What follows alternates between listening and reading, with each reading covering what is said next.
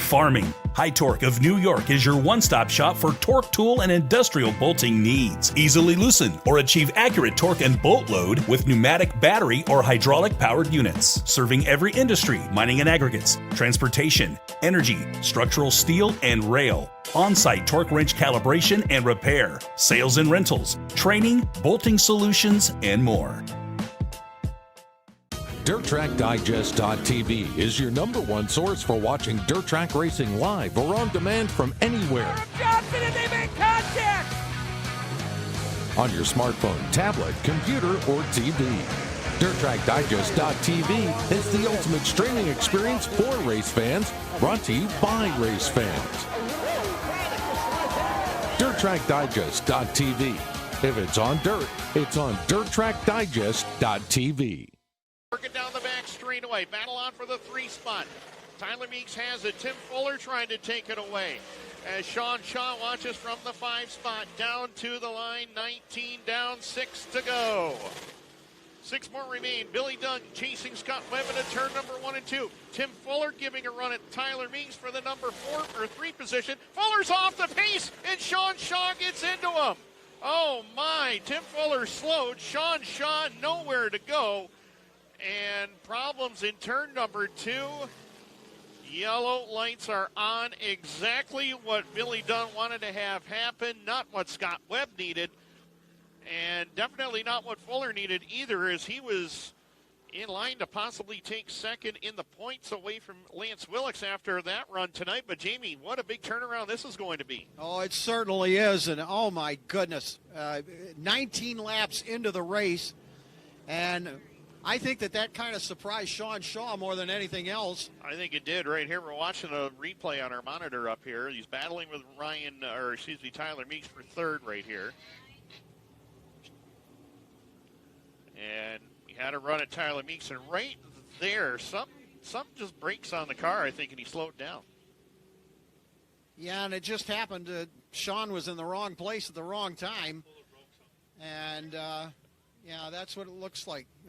Something broke on the right rear, and don't know what that could have been, but Sean just wrong place at the wrong time, Tim. That's about all it is. And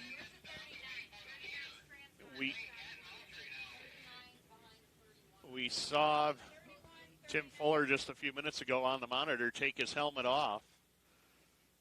We'll look at it again. Right where that bump is there, it's like something broke.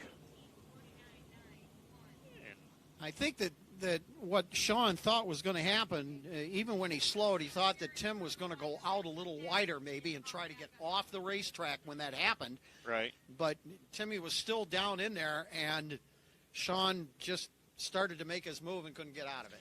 That's just it. And this is a racing accident. I mean, yep, exactly.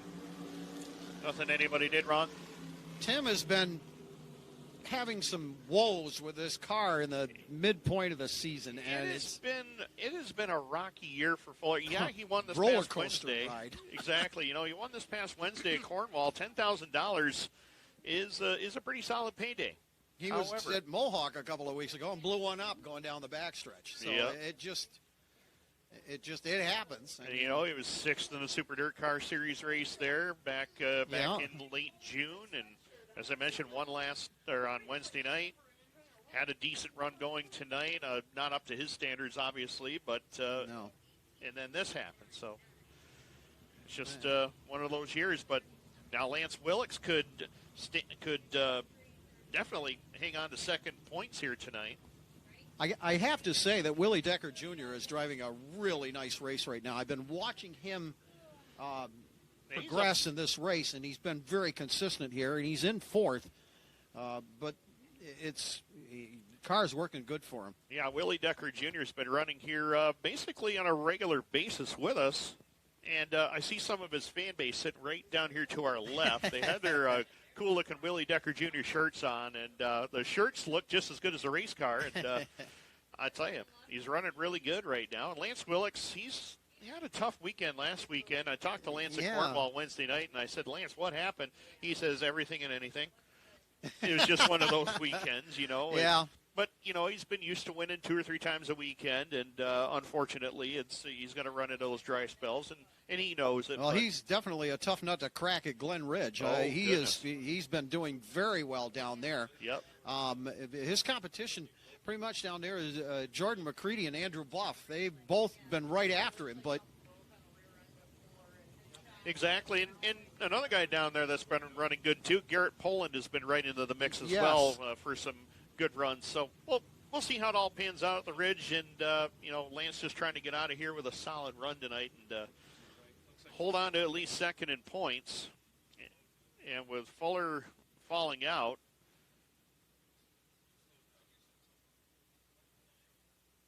it's definitely going to set Fuller back in the points a little bit.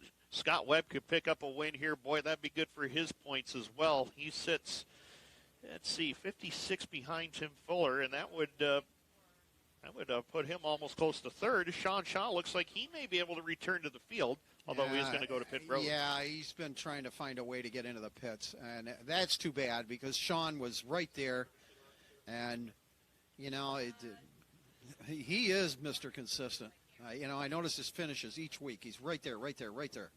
It's just a matter of time before he's That's exactly it.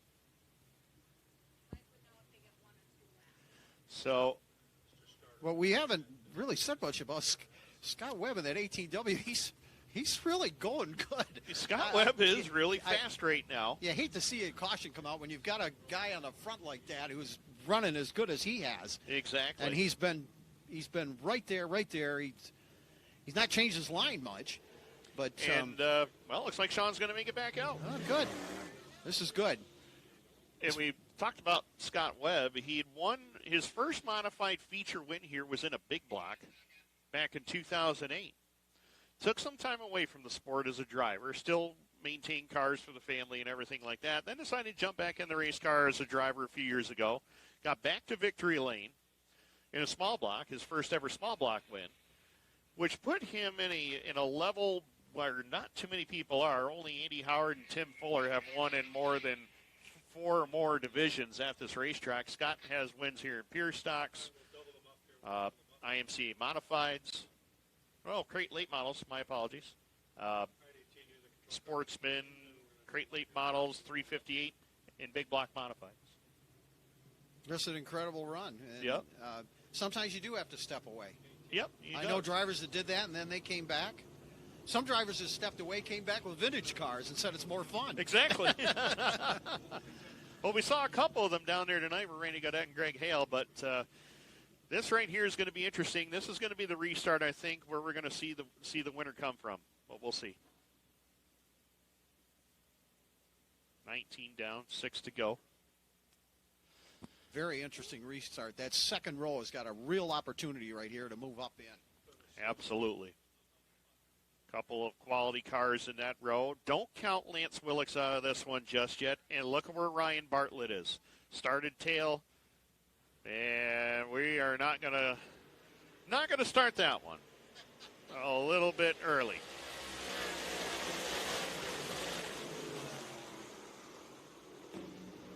I think it's safe to say that Scott Webb can see who's beside him, and he is not about to give in on that. Absolutely. So we are going to try that again. Restart is in turn number 4, not off of turn number 3.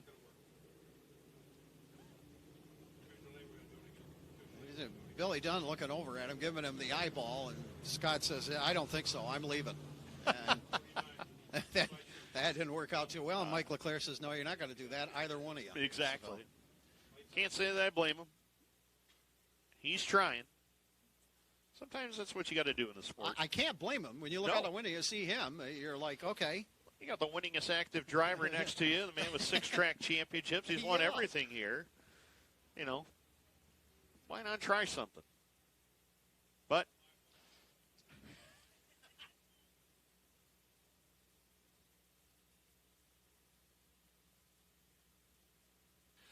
set to go back to green. And again. And chief starter Mike Leclerc is not entirely thrilled with that start.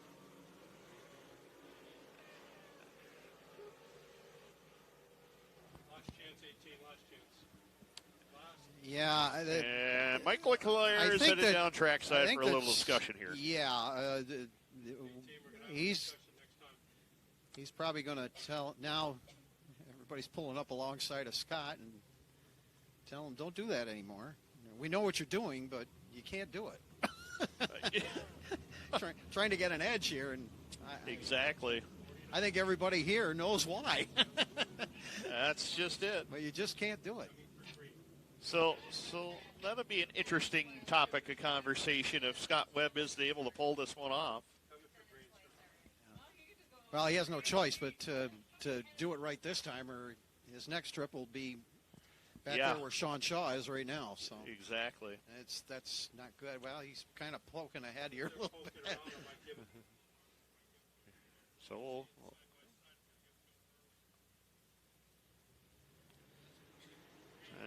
and a little better start that time. Green lights are back on.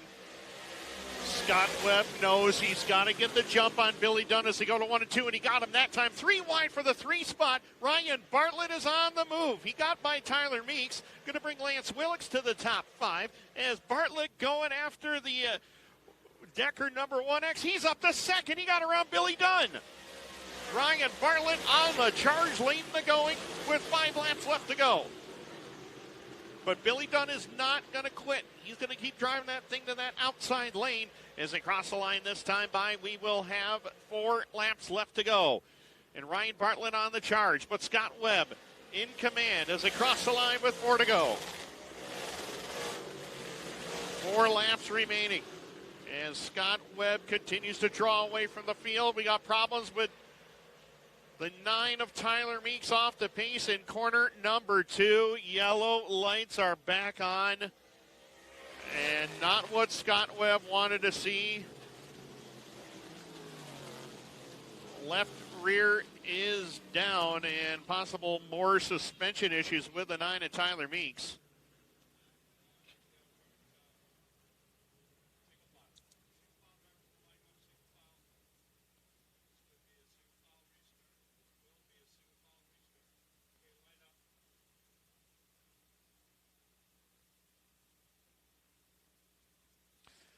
And Tyler Meeks unhooking the belts, taking off the safety equipment on the back straightaway. He knows that his night is over, but great run once again comes up with a heartbreaking finish.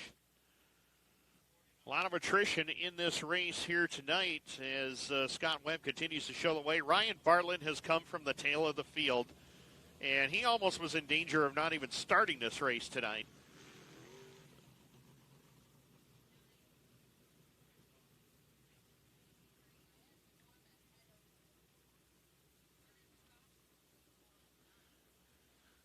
So it's Scott Webb, Ryan Bartlett, Billy Dunn, Lance Willix the top 4, and then Willie Decker Jr. unofficially 5th. 63 of Adam Roberts and 7 of Sean Shaw arguing over a spot. Mike Richmond having a good run going here. He's just kind of watching everybody kind of fall out here and picking up positions as he goes along.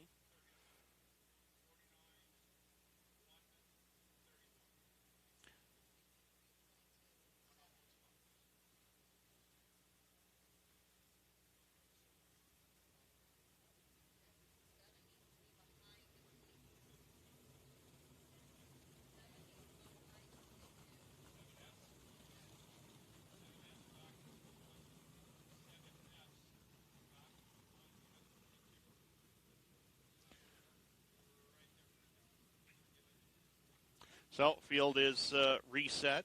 We're going to go back to green very shortly as Tyler Meeks gets pulled away. And then we will head back to green. Coming up after this, we're going to have the 20-lap Bob Johnson Auto Group Dirt Car Sportsman feature, and then we'll finish it all off with the Sundance Leisure Thunder Cars as well.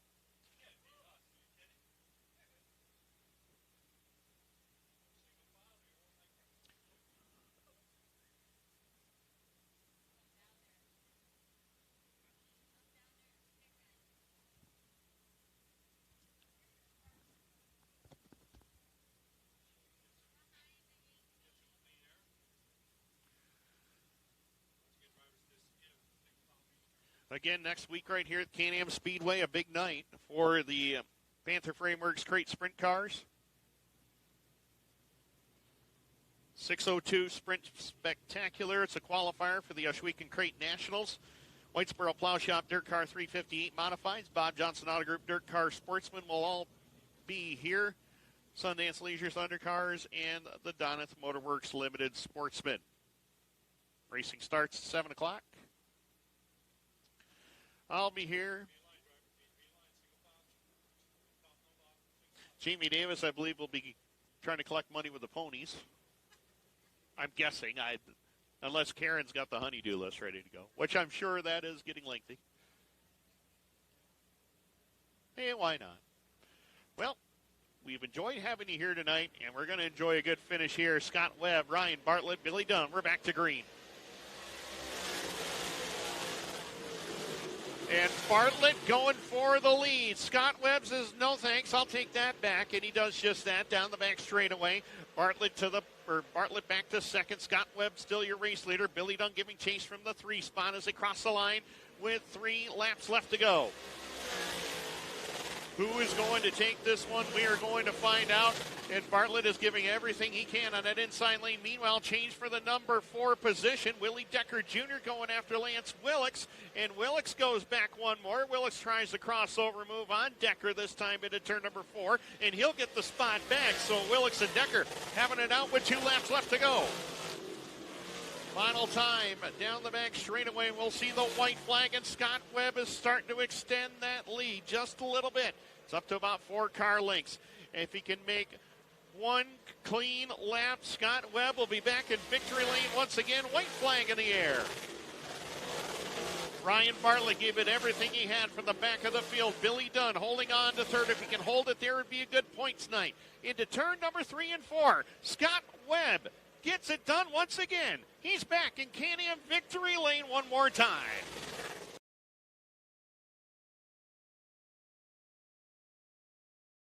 From Niagara to the Hudson, from Champlain to Erie, from nuclear to farming, High Torque of New York is your one-stop shop for torque tool and industrial bolting needs. Easily loosen or achieve accurate torque and bolt load with pneumatic battery or hydraulic powered units. Serving every industry, mining and aggregates, transportation, energy, structural steel, and rail. On-site torque wrench calibration and repair, sales and rentals, training, bolting solutions, and more.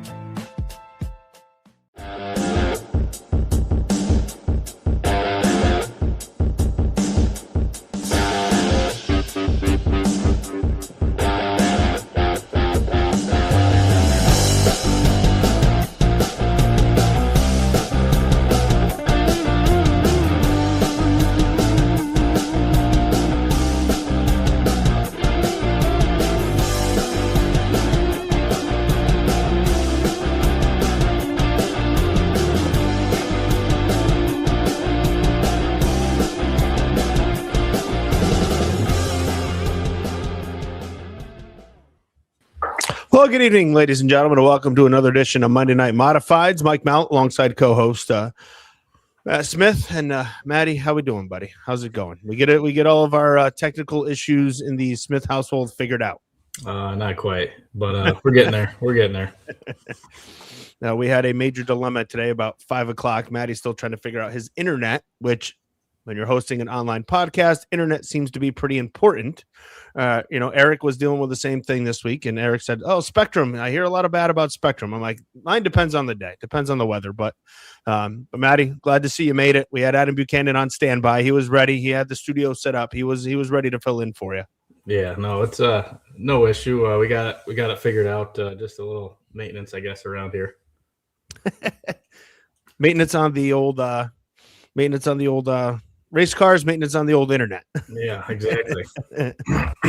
Well, we had we didn't have the modified racing we wanted this weekend. Obviously, we only got one night in at Bedford Fairground Speedway, which we'll talk about here in a second.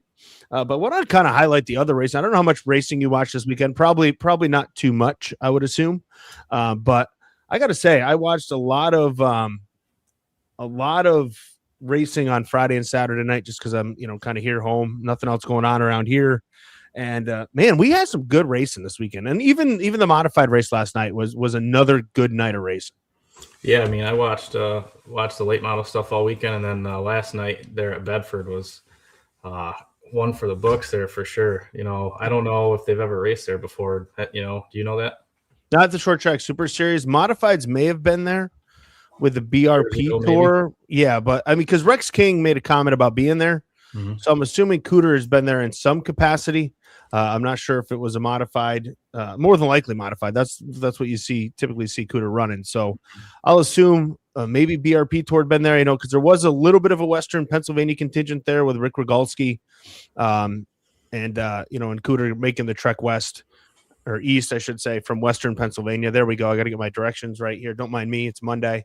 No, but I mean, I think, we can get right into Bedford if you want, and then we'll roll into our first guest who's already in studio. I like that. I like that he's poignant and on time and ready.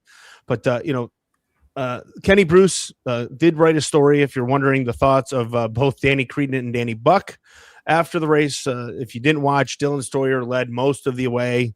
And unfortunately for him, took the white flag and poof, goes the left rear into the wall, sets up a one-lap shootout. Danny and Danny go to battle, coming down the backstretch. Buck throws a slide job, clears them. Going into 3, they come up off of 4. Creedon comes up. There's contact made. Hard racing, whichever you want to call it. I'm not going to get into it. I'll let the driver's words kind of speak for themselves. And Danny Creedon gets the win. Alex Payne, our guest last week, got second, so good for Alex. And then Danny Buck finishes third, and he was none too happy afterwards. If you were watching the Flow broadcast, he made there we go. Thanks, Chumley, getting us that BRP ran there in 2023. Eric Rudolph won, so there we go. So no, it was not the first time odds, but so Danny Buck came over, might have given Creedon a couple shots in the car. She was waiting to go to victory lane on the scales, so some entertainment after the race. Yeah, I mean, I can see where he might have had some feathers ruffled from a couple of races down in Florida. But honestly, I mean, as far as Creedon goes, he even said, you kind of expect a slider coming, knowing that he left, at least all of a lane on that bottom. But I mean, throughout the race, leaving a lane is kind of what you do. But I mean, coming to checkers, I mean, I don't think anybody's going to leave a lane. So, I mean, I'm not going to say I know exactly what they saw behind the wheel, but you definitely when you're coming to checkers, there's no lane to be left. Yeah, right. Everybody, everybody kind of goes for it. Hard racing, we've seen it a lot.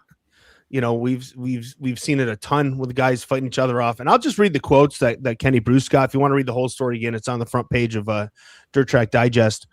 But as for the contact, this is Creedon's version. It said, on the last lap, coming into 3, Danny bombed it in there, and I turned the car, got back underneath him. And yeah, we got together, but the stuff he pulled after the races was ridiculous. Running to the back of my car, then jumping into my car at the scales and swinging at my head. I guess he forgets every time that he does something stupid to me, I haven't returned the favor. I talked to Brett, STSS promoter Bradeo, afterwards, and he said, that's racing when you're coming to the checkered flag. It happens all the time. That was Creedon's version. Danny Buck's version, he was not so reserved in his words, and he had this to say. It is what it is. Look who you're racing with. The guy, Creedon, has problems with everybody. I should have known better racing with him. I should have just plugged him in the fence, sliding him instead of giving him all the room in the world and sliding him clean, because that's what he ended up doing to me. I figured running in third before Stewart had his problems that I was going to end up on the good side of that deal because he's using him up, and I figured I could slip by them both, which is not a good deal. We had a first or second place car tonight, finished third with a somewhat torn up race car because of a stupid move on his part. So there's both sides of the story. That's what both guys said. That's their take on it. Obviously, one's going to be happy with the win, not happy with the contact, aka the contact to his helmet as he's heading to victory lane. And obviously, Buck disappointed with the contact that kind of put him in the fence, because when the contact does happen, he kind of rides the fence, bounces down the front stretch a little bit, does do some damage to the front end. But again, from a driver's perspective, me being on the outside as a media guy, I've never experienced racing on the lap. I don't know, but from a driver's perspective, I assume you're just trying to take up as much space as you can, and you're racing as hard as you can. You're coming to the checkered. I mean, you're 1,000 feet or 500 feet from the checkered flag. Yeah, I mean, it's circumstantial. Like I said, we don't know what they saw, behind the helmet. maybe Creedon thought he had a hell of a lot more room than he did. We don't know, but just think it was mostly a racing deal. You know, if you're on lap 2, you're probably going to leave a lane, but if you're on the last lap, come to the checkered, I would say 99% of the time, the lane's not going to be left. I don't care if you've got 4 car lengths or a quarter of a car length. You're gonna do what you can to make that guy left. Right, and ultimately, Danny decided not to. I heard a good line from a driver. I won't use his name, but back in the day when there was some contact coming to the checkered, he goes, "Look, there's 2 pedals in every car. I know which pedal I'm using. You can choose to use whatever one you want, but I know which one I'm using." All right, and in that case, there, you know, hey, you know, they both made their decision, and that was the end result. Yeah, Jeremy Decker, at the end of the day, on the show and let them discuss it out. I don't think that would go well. I've had a lot of discussions, but I don't think putting 2 drivers that are pissed off at each other in the same conversation. I think we need a referee. yeah. Eric's like, yeah, let's go for it. I don't think that would be the right thing. Maybe in a week when everybody kind of calms down. You know, look, in the heat of the moment, we've all seen drivers do things, say things that, you know, they probably know they shouldn't have said or regret saying afterwards, right? That's common. Right. You know, and especially, you know, I know, you know, we always try to with DTD when we're doing things with folks, we always try to give them a minute to kind of calm down and give them a chance to kind of think about their words before they say them. I don't want anybody saying anything that is a poor reflection on them. In that sense, you know, like you stick a mic in a guy's face in the heat of the moment, they're going to say some stuff they probably wouldn't have said the same way had they had a minute to calm down. Yeah, I think aside of the finish of that race, they really had a good good 40 laps. Can you hear me? Uh-oh, Eric. Maddie froze up. Is it me or is it Maddie? Oh, now Eric did. Now I think I froze up. I can hear you. You good? Eric's frozen. I'm frozen. Just be me. You got me? I got you now. All right. Yeah, I was saying aside of the finish of that race, you know, all 40 laps were really entertaining. I mean, there was the restarts there where they were 4 wide. And there was comers and goers throughout the whole race. Really entertaining. You had Stu and Jankowski battling in like 7th or 8th, and then Alex Payne dicing it up with Shepard there for a little while, trying to get around a couple cars there. And then even Danny Buck towards the end of that race, I didn't know before that caution come out if he was even going to stand a chance. But once he got around that, I think it was the lap car, he was really taking off. And it really sucks for who was Dylan Stoyer. I forgot. It really sucks for Dylan Stoyer. He led that whole thing, and then literally as the white flag flew and he was going underneath it, his left rear exploded. So that was a tough deal for him. I really thought he had it in the bag. Yeah, you got to feel bad for him. You know, looking for his second career short track Super Series win and going for it. You know, and again, left rear just 1 lap shy.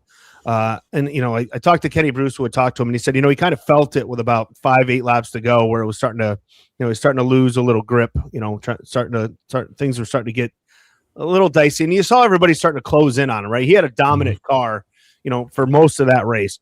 And then just late, you know, guys kind of close in. You mentioned Shepard and Payne. I mean, you got to give Shepard credit. I want to say he started 17th or 18th. First time out with the Atlas Paving 66, the Petruska ride. And heck of a job to drive up through, you know, to get up and get towards the front. So you got to give him credit. But someone asking, where is it? Is there any guests tonight? Joe Fay asking if we have guests. Yeah, we do actually. And since he's already here, let's just bring him on in and we'll grab him. And first and foremost, now this was supposed to be a, hey, we're going to recap Georgetown with the Super Dirt Car Series. And Mike, sorry, we don't get to do that tonight, but I already booked you. So here you are. It happens. Hey, it's spring. There's a lot of things that can happen. We know how that goes, but glad to be here. Glad to talk some modified racing. Excited to get going finally. Yeah. It feels like it's been too long. I mean, you've been going. You got Volusia in. You kind, you know, we got our All Tech nights in, and then you got your, you know, we got Volusia, Dirt Car Nationals in, and then kind of we hit the brick wall there and just kind of stopped. Yeah, it's almost like for me, it's like, hey, we get revved up, you're ready to go get the 4 nights, and it's almost like a completely new off season in that month and a half that we have off. And then once we get going, though, I feel like we don't stop. That's the good thing about it. Yeah. I mean, it seems like it could only be a month, but sometimes that ends up being closer to 2. But like you said, it almost feels like a second off season after Florida. Yeah, especially like for us because the 4 races are, you know, we're just going down there and basically having fun and it's not counting toward the championship. It's almost like spring training would be the way to put it. So it's like, hey, the championship season starts when we get going. So it's like, all right, let's go. Mm-hmm. Yeah, and again, good dirt car nationals this year. Great car counts, almost 50 modifieds. I got to assume that just bodes well for when things get going up here with the Super Dirt Series. There's already been some announcements of some different guys. Obviously, the guest we have on after this, Ryan Crerachin, in a story. Kenny Bruce went to Bridgeport, told Kenny after Bridgeport that their plan is to start the season with the Super Dirt Series. So that's always a good addition to get more guys from an area. As of more recent, it has been harder to get drivers. It has been, but you're starting to see, Yankowski's been there. He finished second last year, obviously. So there you got one from the PA area. We've seen Go Down run the tour before. Like you said, Crerachin's going to be starting things off. We're going to see TBD a lot of the times this year. So guys are starting to migrate north a little bit more, and that's pretty cool. Yeah, no, that's very cool. It's good to see. You like to see a different blend. Matty Stengel, another guy, he's a New Jersey-based team. Another guy you like to see, giving it a go again. He talked, every time he talked to him, just last year, going to places for the first time, that struggle of trying to learn and figure places out, especially being from Jersey PA circuit, which is a totally different deal. Oh, yeah, it is. I mean, there's a lot of these tracks. And really last year with some of the new tracks we put on the schedule, there's a lot of tracks a lot of guys hadn't seen in a long time. So it's building a notebook. And I mean, Stengel's Rookie of the Year, you watched him build from last year. He got that top 5 on the final night. And I think, he's going to be able to be in contention on a number of nights for the end of the year this year. Yeah, I mean, he's already come out of the gate strong this year. We've seen some solid runs from him. He did have sixth, I believe, last night at Bedford. I know that's not a series race, but still counts. Looks strong at Bridgeport. So coming out of the gate, kind of the right way here already. It has, and I'm really excited to see him. Like, one of my favorite things about this job is getting to see the progression of the guys. Watching Alex Payne, that jump that he made from year 1 to year 2. Yankowski, even though we saw him enough times, it was a big jump to finish second in basically his first year on tour. What Felix Waugh can do, guys like that. I'm really excited to see what Stengel and them guys can do this time around. Yeah, and of course, Crerachin will be a nice addition. And like I said, for those watching, we'll have him on here a little bit later on in the program. He's going to stop in about 7:45 as we bust on Mike Warren a little bit and have some fun here. Obviously, Mike is the voice of the Super Dirt Car Series, and looking at the getting things going here. You mentioned it. We kind of get out of the gate, and then it is go go go go go. Then it's 3 to 4 races per month. And then we get to the midsummer, and then we really start hammering the schedule. Oh, yeah. When we get to now, it's a little different because Lebanon Valley and Ransomville are in June this year. So that kind of changes the schedule up a little bit. But I felt like last year, once we got to Sharon in August, we were just on the gas every single week with something. Everybody was racing, and it doesn't stop till World Finals. And it's like, okay, you finally get a chance to breathe. But that's what's awesome about it. A lot happens right at the end. But, you look at it, obviously if things have worked out at Georgetown, you're going 3 out of 4 weekends right in a row before a little bit of a break, but that lets the weekly tracks get going too. So for these guys, there's really no break once we get going. Yeah, right. I mean, you look, Darren and Matty can see it with his brother Darren, the amount of time those guys are on the road once things get started. Yeah, for sure. I mean, these guys, they put in a lot of hours to go up and down the road, as does every other team that runs a series. But yeah, like Mike said, it seems like once you get to that midsummer point, it's just game on until November.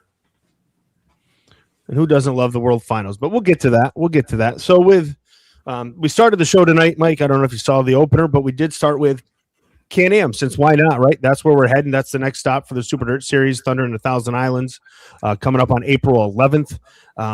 So rather than kicking it off 7 hours from home, we're going to kick it off a couple hours north here for all of our drivers. We are, and I did take a second to look at the long range ahead of time. I'm actually kind of excited with what Don't be that guy. Don't be that guy. Don't be the weather guy. Hold on. I like to look because I like to plan ahead a little bit, with some things. But we got a big week. It's a big weekend. I mean, 3 out of the 4 series are in action because we kick it off the 358 series really to start things going next week too on the Friday night. Then the Dirt Car Sportsman North region. Got to make sure there's 4 of them. You know how that is. I got to make sure I got it all. Get your ducks in a row over there. And then obviously the Super Dirt Car Series is with them, but it's going to be a fun start to the season at Can-Am. I mean, we saw an awesome race last year. I think when we got done at about 2:00 in the morning with that one, when Alex Yankowski picking up the win. But I'm really excited to get back there, and I think it's going to be a fun start. Yeah, and Can-Am, again, you mentioned it. I was shocked today. I opened the door. I cannot believe it was 70 or almost 70 degrees here in central New York. So that's a good thing. I looked at the weather for the week, and it was going to be in the 70s this week, which is good. And the one thing I did see, and it is a positive, is for now no snow. So that I think that's key. I would say probably everybody's kind of in the same boat now. There's no snow left on the ground. We're just hoping to get a nice weekend. And again, for a place like Can-Am, this race is tough to schedule. Obviously, you come out of the gate this early in the season, early April, Central New York. It's always tough. It's a tough thing to do, right? But coming out of the gate this early, if they get a nice weekend, that place is going to be mobbed, and it should be awesome. And that's what I love about it. I know, believe me, every time the last few years when the races got canceled, we've seen everybody's comments on it about why are we scheduling it there in the first place. But if it works, it's probably one of the better home runs of the year. That's for sure. And I mean, unfortunately, yeah, we've lost the show a little bit early, but if it's on Monday, no harm, no foul. Right. Yeah. Right. Again, Mother Nature's Mother Nature, right? You can't beat it. You can just do what you can do to get around it. And, everyone always asks, why do you schedule these races? Or obviously the racetracks need it, right? If you have a good day, you have a great day, for the racetrack. You don't get a lot of chances in this industry to hit home runs. So if you can put one on the schedule and it kind of comes to fruition, you go with it. I think that's Can-Am's mentality here. Because again, if they get some nice weather, they get a couple 60-degree days, they're going to get a lot of racing. You're going to see a lot of race cars, and it's going to be a lot of fun for everybody who goes up north. And correct me if I'm wrong, with the exception of Airborne on Sunday, I don't believe anybody else in the Northeast area, I mean, obviously Pennsylvania maybe, but I don't think anybody else is racing. So that helps a lot too. Right. You're beating the door down. You're opening the door first. What was it? Tyler Koenig mentioned, we need the race in February and March. Yeah. If you scheduled that Can-Am race in February, you'd be plowing the track off with 3 feet of snow. Yeah. It'd be the old, was it Amex? Is that what they used to call the ice racing that used to be on the lakes? For anybody that doesn't know, that gets that whole northern region gets a Band of Lake effect no matter what day it is, and they're always getting pounded with snow. Mm-hmm. Yeah, it's just north of the Tug Hill, so they get their fair share of snow during the winter time here. I see we got a question about what time is the race. Is it an afternoon show, Mike? Would you know more than I would on that? I believe, unless something's changed, it's a night race. Now, it could be like we were originally planning on doing to Georgetown. It could be flexed at any point just to see what things are going on. But right now, I believe that's planned to be a night deal because obviously the turnaround time from Friday to Saturday, just to make sure everything's ready too. Yeah, right. When you run 2-day shows, any track prep guy will tell you, I need a little bit of a time here. I can't, I need a few hours to get that track turned around, get it ready to go. And again, they'll open up, Can-Am will open up on that Friday night. With, I wouldn't say a traditional regular show, if you will, but they're more their weekly divisions. Their first night's going to be the 358 modifieds, with the sportsman crate sprint cars. Of course, I believe they'll have some hot laps for the Super Dirt Car Series, and then they come out the next day. But that should be a good weekend if you can get up there. Again, Can-Am, it's the way to go. All right, so Can-Am, check it out. Again, that's coming up on Saturday, April 11th. That'll be the kickoff now to the Super Dirt Series. Any idea when they're going to reschedule? I know you probably don't know, but I got to ask the question for Georgetown. As of this moment, I do not know. That okay. I can say. All right, that is the official. We don't know. So you never know. Pay attention again to SuperDirtCarSeries.com. Now, we look at the schedule for the series, and there's a lot of great races on the schedule. Like you're going back to Cornwall Motor Speedway, which I think is fantastic. A couple dates have moved, but I think the one that all of us are looking at, and I wish I could go, and this falls at the exact worst possible time for me, is that Mansfield trip. How excited are you to get to a new venue? I'm fortunate. I've been to Mansfield a few times, not since, with the changes and everything going on there, but with what they're doing there to be able to have the Super Dirt Car Series go to Mansfield, pairing it up with Sharon, which is a good back-to-back. I think that's going to be a spectacular couple of days and one I wish I could get to, but unfortunately that falls right over the top of the Knoxville Nationals for me. I'm pumped for that one because very rarely do we get a chance where we have a true even playing field when it goes to Mansfield. Nobody's been on that track to my knowledge, unless somebody gets in a late model ahead of time. And, you never know. Somebody like Will Thomas could get a couple of laps who, we expect to be there for those couple of races. But for mostly our guys, you're not going to see it. So everybody's learning as soon as they get on the racetrack. And I think that intrigues me the most, even with the historical, facility, is we really have no idea what's going to happen. Yeah, and that's the fun part about new tracks. Like I love neutral playing fields, neutral tracks, and I know the weather's been nice, so I'm sure they're working on the clay, getting that thing kind of ready to go. They got clay down in the fall, and if you follow Mansfield Speedway online, you see everything they're doing there. If you follow them on their Facebook and Twitter or wherever else, they're doing a ton of stuff there to get that place ready. So it should be good. And again, any track issues or anything they need to iron out, which I don't expect any, but if there were some from the early spring weather, that August date, it'll be ready to go. Yeah, it will be. It'll be an exciting time, for sure. Looking forward to it again, and it's going to be a fun 2 nights in a row because Sharon the next night. I think obviously things didn't work out with the way it ended last year, but anytime we're going to Sharon, it's going to be fun. And 410s and big blocks on the same card, yeah, we'll take it. Yeah, that's a good night. That's a really good night. I'm a big 410 and big blocks together kind of guy, so I can't complain with that. Tyler Koenig asked, is there a chance that Super Dirt cars will come down to Central PA this year, or is that a no-go? Again, that is a Dean question at this point. I will just come out and say that. I know he's always working to see what we can fit in places, where we can go, where we can't. Obviously it's placing things on a schedule at this point too, which is not going to be the easiest. But I do not have a full confident answer for you at this point. Yeah, right. So right now, no is the answer. But again, that doesn't mean something can't be added at a later date. But just going through the schedule, Summerfest is back a little bit later in the year this year, and some changes to Summerfest, which I think are some changes for the good with bringing back Utica Rome Speedway.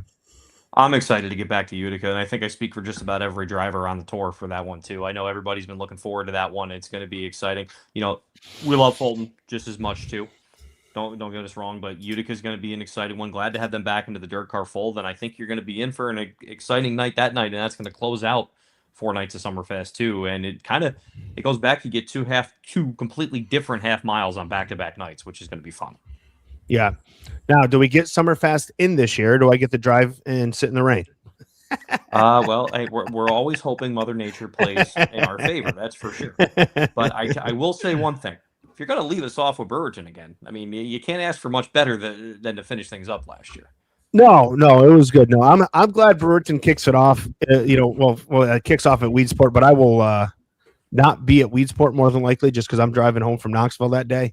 So my chances of making Weedsport are slim to none. But I do like the Monday at Brewerton. Anytime I can drive 2 minutes from home and go to a race, that's a good day for me. I know Maddie's excited. He'll get to be at Brewerton, get the big block out, and get some action. Yeah, I mean, I think last year logistically it didn't work out for me with the way work was going. So we'll see how it turns out this year. Hopefully we can get up there. No excuses this year, all right? Because it's Monday Night Modifieds. We're gonna have to do like a live stream from the pit area. Yeah, I might be doing a live stream from a construction site. We'll see how it goes. Understandable, though. Work before play is for some of us. Work before play. Again, looking through, making sure I didn't miss any questions here. Mike, let's change the focus here a little bit. Let's talk about your rise to glory here in the old Super Dirt Series. And I'll say that in a nice way. Kind of started doing PR, World of Outlaw late models, and then kind of progressed here, and now get to do the PR and get probably the dream job of every Northeast announcer to be the guy behind the microphone for the Super Dirt Series. Still to this day, never thought I'd be doing this. That's for sure. When I picked up a microphone for the first time, sprinting back and forth down the pit road at Lebanon Valley, I never thought that 12 years later I'd be sitting here going to every racetrack announcing races with guys I grew up watching. Basically, it's still a little bit surreal, but I mean I couldn't ask for anything better. I mean I literally get paid to eat, sleep, and breathe racing every day. Mm-hmm. Got to write and talk about those early days. I remember those early days, and let's be fair, neither you or I would be running up and down any pit road at this point in our careers. But talk about those early days. I know you got to work with Dan Martin, John Stanley. Two guys that I consider some of the best in the business. Oh, getting to learn from them. I mean, they've taught me everything I know, no question about it. And it's from both standpoints. The pit reporting side of things, which I did for a few years. And once Lyle took over Albany, Saratoga, I got the second spot up there with Dan, and really learned a lot just being able to sit next to him. And and of course, it's great. I announced the Sportsman feature, Pro Stock feature, and I get the best seat in the house for the modifieds right after it while listening to Dan announce. So you can't really ask for much better. And those two have taught me everything, and I love getting the chance to be able to go back and work with them 4 times a year too. Yeah, those are two of my favorite guys. Whenever I, would travel with the Empire Super Sprints, I loved going to Albany and Lebanon because you just knew those guys are going to be fun. You knew they were going to be easy to work with. They're gonna kind of work with you, not against you, kind of help you, kind of do whatever it is you needed them to do. Yeah, and it's we're going to be back to Albany, Saratoga in a couple of weeks already, and it's always I'm glad we start and end the season. Like I've joked that I haven't missed an opening night at Albany, Saratoga ever since Lyle took over, and now that we started, that's the case. But always good to see Dan. He's always one you can, you need anything, he'll be picking up the phone immediately for you. Talk about the difficulty of following a cult hero, and I'll say that this way: I started my second year announcing at Fonda Speedway, and I took over for Jim King. That was a very difficult early stretch because Jim King is legendary, right? Jim King was the guy at Fonda. I will say Jim King is the guy that I grew up listening to. One of my favorite announcers, as a kid to listen to was Jim King. And you had it on the flip side of that, taking over for Shane Andrews, which is no easy task. Let's put it this way. Shane left a set of size 24 triple E shoes to fill. And if I get to fill about half of them, I will say it's been a successful career. You're not filling Shane's shoes. It's just the way it is. From the beginning, I just said, I got to make this my own, and I've kind of just run with it since then. Mm-hmm. Mike knows how opinionated I am about announcers, and I'll say it's probably one of the most important jobs that a racetrack has. They could take an average race and make it something that gives you goosebumps just by the way that they announce stuff. And I'll say you do a really good job doing that. So props to you. Thank you. I appreciate that. Yeah, it's a thankless job when you do it well. I don't think people realize how hard it is to do it well. You were part of the EMPA convention where we had a kind of an announcers roundtable, and people got to ask some questions about different stuff. And some of the topics that come up is like you just don't think of it. I think the most challenging thing is, especially for you this year, is dealing with when you don't know what's going on, right? When you don't know what's happening, that's been a tough thing this year. Last year, we had some injuries in the sport, most notably the injury to Stu. And as an announcer, you don't really know any more than what's going on, that the fans are seeing or the fans are watching. And I think that is a tough job for an announcer. And I think a lot of young announcers, could definitely learn from the way you guys do things. I'll be the first to say Autodrome drumming that night last year was probably the hardest night of my entire career. And we're talking maybe 13, 14 years at this point. And like you said, I really didn't know much, but that there's a reason for that. You're kind of being told exactly what to say in that situation, but there's only so much, you can say. You don't want to ever speculate, obviously, number one, with everything that's going on. And, it's just hard to get through. And it's not as simple. Like, you're in a regular Friday night broadcast, you can just say, hey, they're taking their time to do this. Well, remember, we're on TV. It's not you have to keep going. You can't just take a break every 30 seconds type of thing. So trying to get through that, it's never easy. We had that at Sealands Grove too, on a lesser extent, but we're more just cleaning up everything. I mean, luckily, Rich and I were able to go back and forth a little bit, but there was only so much you could carry through. And, I repeated myself a lot that night, but you almost don't have a choice in that situation. Yeah, there's not much. Go ahead, Matty. No, there's not much to say. I mean, you're on pins and needles as to what you can and can't say. So, I mean, repeating yourself obviously is definitely going to happen. There's, like you said, there's things you can't speculate because you can't say anything wrong, but there's nothing really to talk about other than waiting for cars to get flipped over and making sure everybody's all right. Right, and then the tough part, obviously, nobody wants to really talk about it either. And then I think the worst part of that night is Matt, in what should have been one of the career-defining moments in the Super Dirt Car Series. It's like, okay, we're just trying to get out of here. When Matt Shepard got his 100 Series win that night, he's the second guy to ever do it, and it's like that's not where the focus is at all. And it kind of sucked that we didn't get to celebrate that as well as we could, but that's unfortunately, it's part of the game.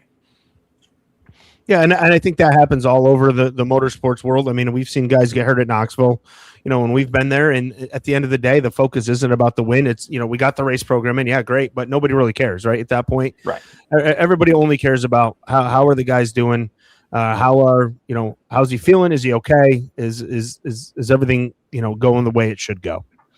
I think all the drivers feel that. And I think one thing, if you've been on the road, Mike, you can attest to this with a series, is it becomes, even if guys don't like each other or there's a rivalries or all that, there's still a little bit of a bond there because you're doing that grind together and everybody still looks out for each other one way or another. Again, whether you like each other or not is irrelevant. You still care about that guy that's out there, busting his butt just as hard as you are night in, night out.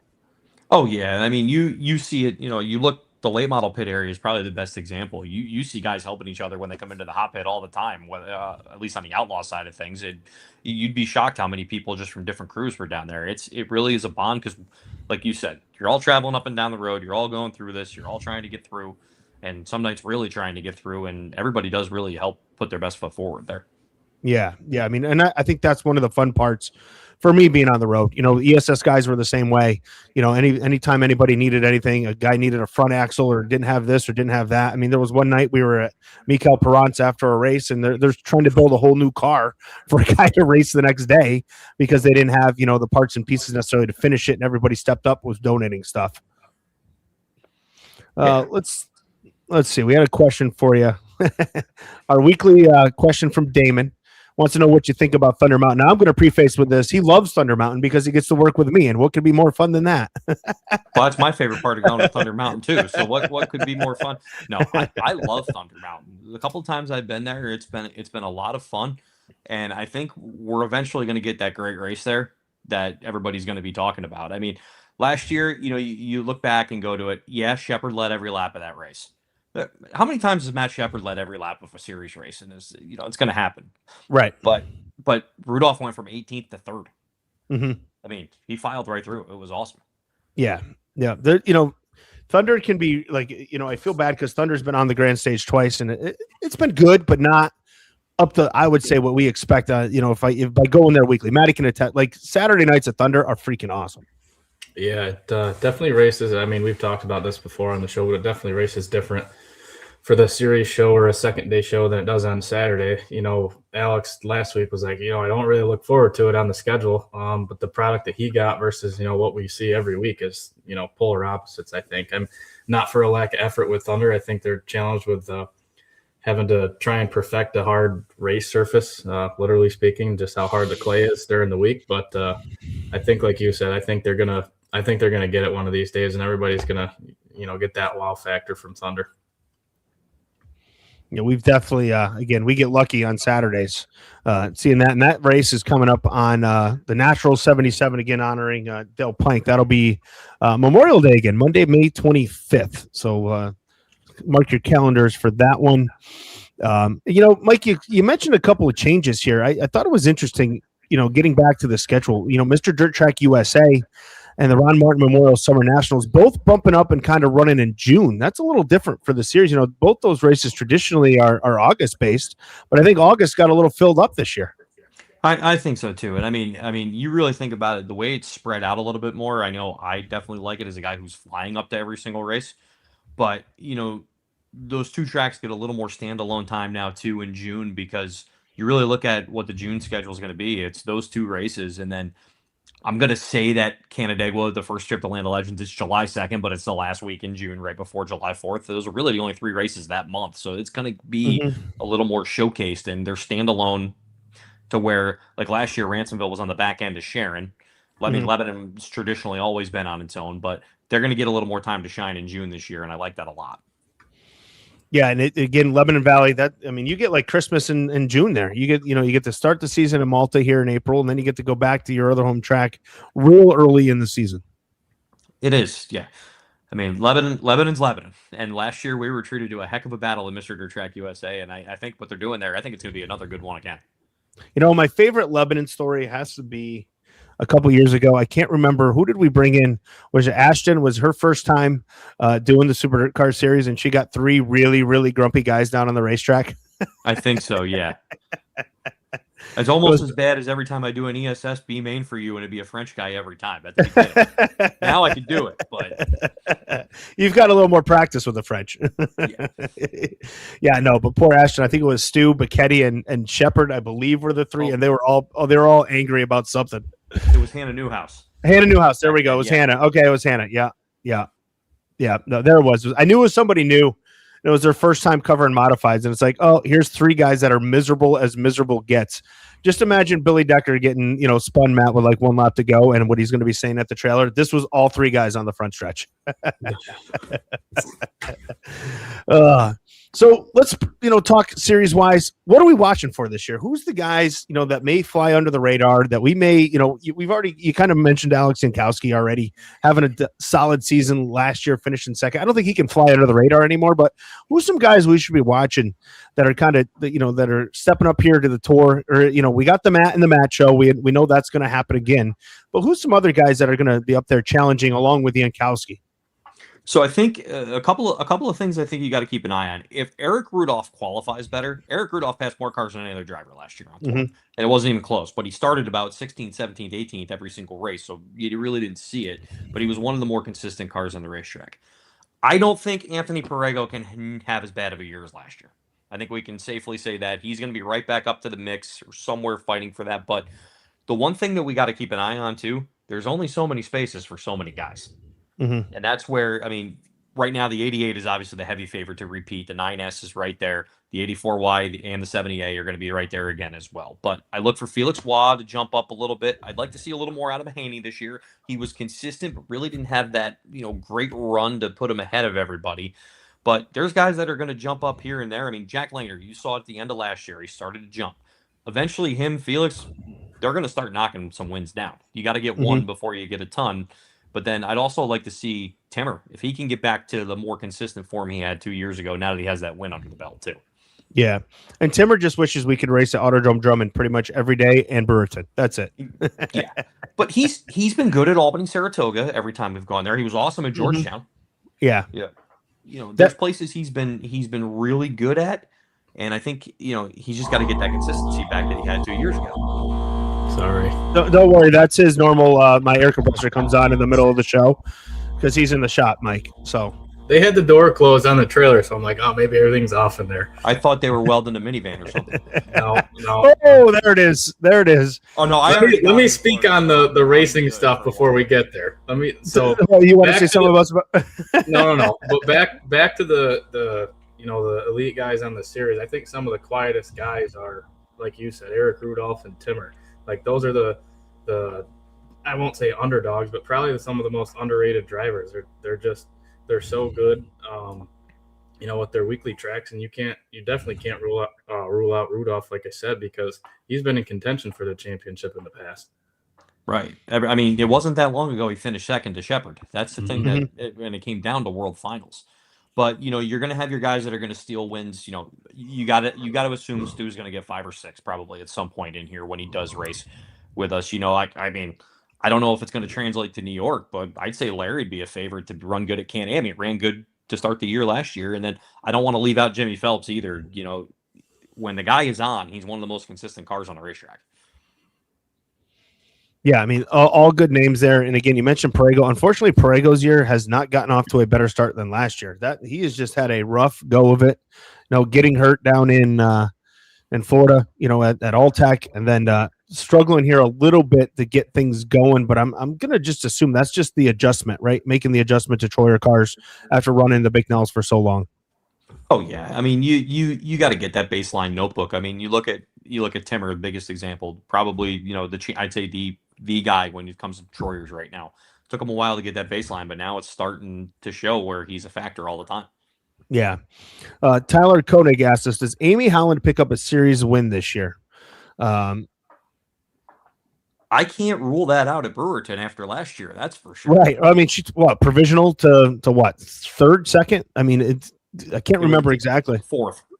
I knew it was a top 5. I just cannot remember where, but impressive run, no doubt.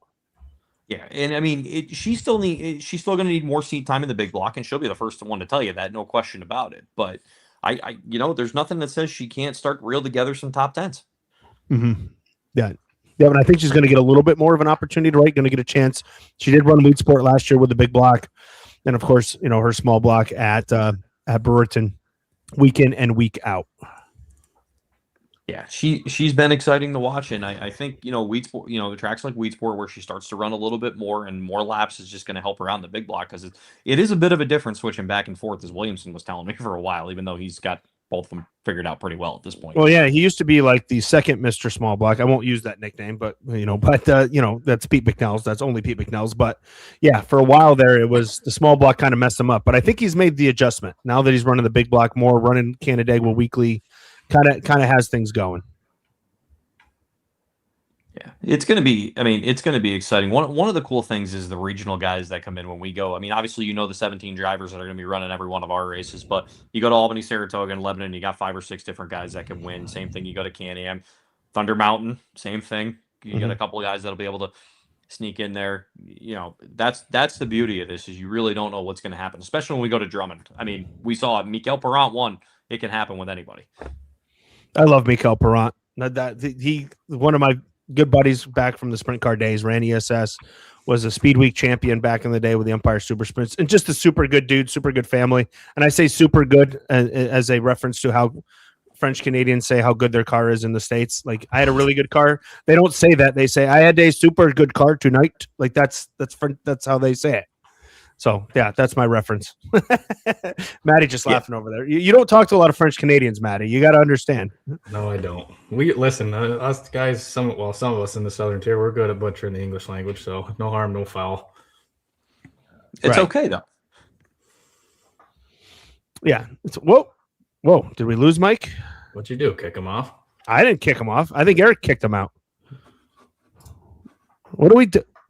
Eric, you boot him? Where'd he go?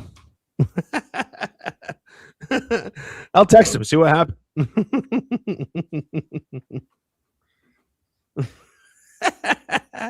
I blame the Super Dirt Car Series right out of the gate. Oh, there he is. You know what?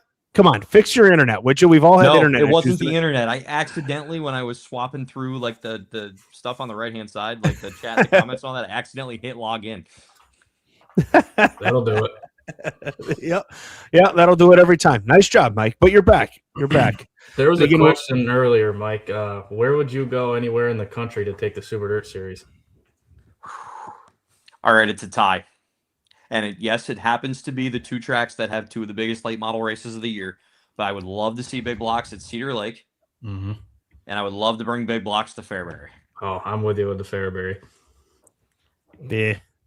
I don't know. I feel like if you could mix if you could mix the Northeast crowd with them guys out there at Fairbury, like you'd have to have like a mobile grandstand to wheel in on 18 wheelers to fit all the people there. You got to go to. I know, Mike. I know you're a sprint car guy, but you got to go to. Sprint car guy, man. Once. You have to. Go to it's on the docket. I want to go to the World or the Dream. Those are first. I think just out of. I love Eldora. I just don't get to go there enough. I love it. So I've been to that race, those races multiple times. I will admit, I got Eldora out pretty quick after a couple years though, because when I started, it was the Double Dream, Double World 2 years in a row. Okay. So I spent more time at Eldora than I think I did at half the tracks last year. Yeah. Oh, fair enough. I mean, I get it. I do enjoy a good trip to Eldora. That's one of my favorites to get to. The big blocks there were awesome. Again, Billy Whitaker's still my favorite victory lane of all time. Just sitting there soaking in the fact that he won that invitational race on the day of the Truck Series event. Oh, he will never forget about that. That's for question. He'll be good to go for that one for a long time. Yeah. So one last question we ask everybody. Normally Cody Decker asks it, but who, in your opinion, is the greatest modified driver of all time? This is like a standard question we ask every guest. Everybody from my hometown's about to hate me for saying this. So I grew up just outside of West Sand Lake, New York. So, Mike, you know where I'm going against this. Yeah, go for it. Yeah, go for it. It's got to be Brett. There it is. Oh, man. So send those messages to Charlotte, North Carolina. care of Dirt Car? Come on, let the guy talk. Let him defend himself. First off, you got to remember, I grew up watching Brett between Albany, Saratoga, and Lebanon Valley every single week, pretty much go from 15th to 1st, and some of the things I've seen him do in a race car is unbelievable. Now, that being said, this is obviously open to interpretation, as is everybody else. Because, Shepard's numbers are not as far away as you think they are. But obviously Jack was good in his time. CD, all these guys. You know what I mean? It's tough because it's tough to compare. It's like the NBA. You can't really compare eras either. Yeah, fair enough. Fair enough. I like using an NBA reference. Come on.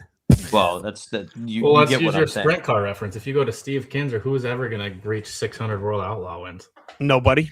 Well, right. Hey, I will say I did see one of Brett Hearn's most impressive feats at a track that in the Capital Region that I didn't go to every week when he won 799 and 800 on the same night. At Fonda Speedway? Yes. Yeah. Yep. That was a shock, right? That I didn't have that on my bingo card that night. Well, I didn't think he'd get the first one, and then all of a sudden he beats Alton Palmer by about a tire, and I'm like, oh, yeah, okay. Yeah. Jeff Withy wants big blocks at the Springfield Mile. That would be cool as all get out because I think Springfield is about as close to Syracuse as you're ever going to find.